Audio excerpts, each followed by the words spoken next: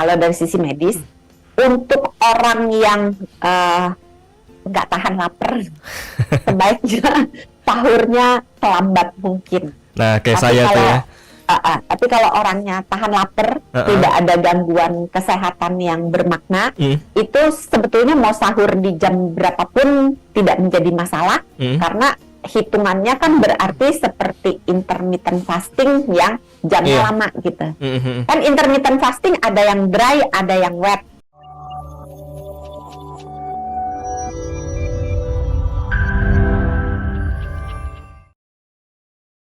Waktu sahur, kadang kita juga masih bingung nih, kira-kira sahur yang tepat itu, yang bagus itu di jam berapa sih? Ada orang-orang yang sahurnya jam 2 bahkan udah sahur, ada yang jam 3 pagi. Kalau Sony sendiri jam 4 pagi dok sahurnya. Nah ini yang paling bagus sebenarnya yang direkomendasikan itu jam berapa sih kalau sahur itu?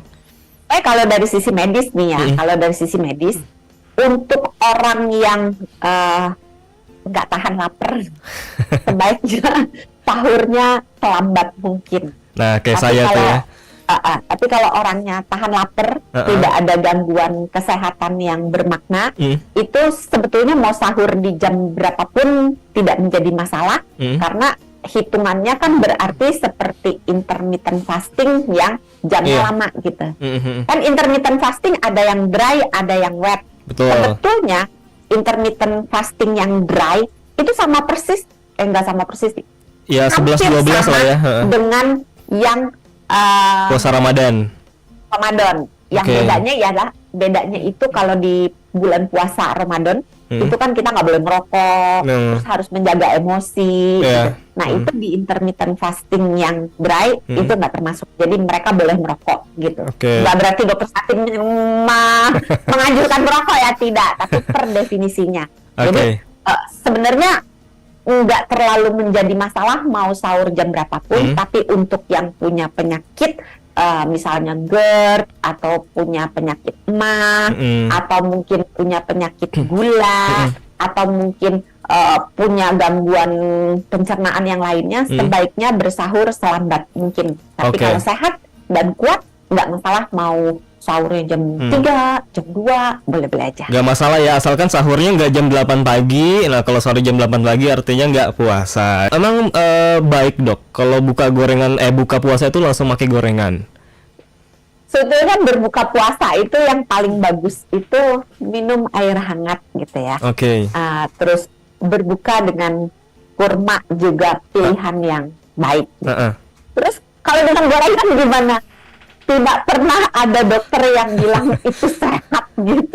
Jadi itu pertanyaan yang langsung dengan mudah dijawab gitu. Tidak sehat. Tapi dok, nah tapinya itu ya. Kan susah ya.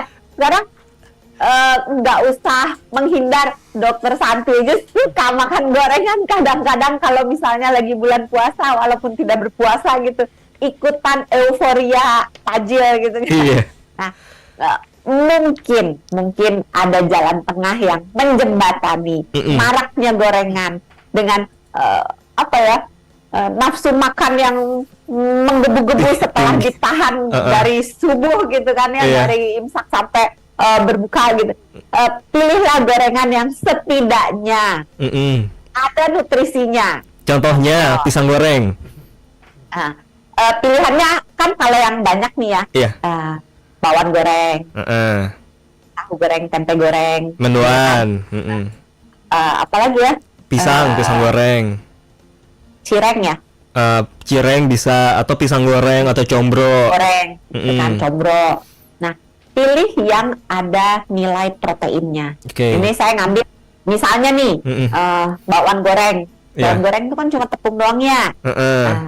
Bandingkan dengan tempe goreng misalnya. Tempe goreng at least masih ada tempenya, masih ada proteinnya.